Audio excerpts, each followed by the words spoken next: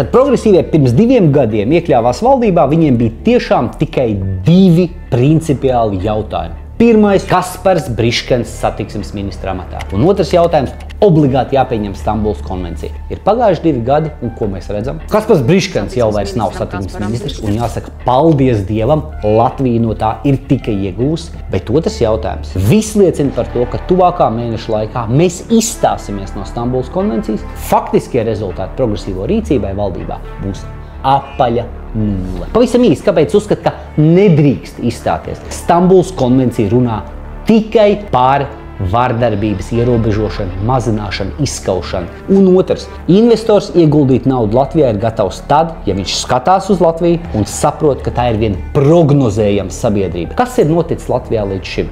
Latvija pirms 2 gadiem pievienojas Stambulas konvencijai. Paiet 2 gadi un nekas nav noticis. Valdība nav nomainījusies, nav nākuši pie varas citi politiķi. Šī pati valdība pieņem lēmumu izstāties. Ja kurš investors domās, paga, tādā valstī es neinvestēšu. Kaut vai tikai racionāli no šī iemesla skatoties, Latvija nedrīkstētu izstāties no Stambulas konvencijas. Bet kopumā spriežot, visi tie, kas vēl pirms 2 gadiem fanoja par progresīviem, vienkārši paņemiet blocīti un mēģiniet sarindot progresīvo darbus.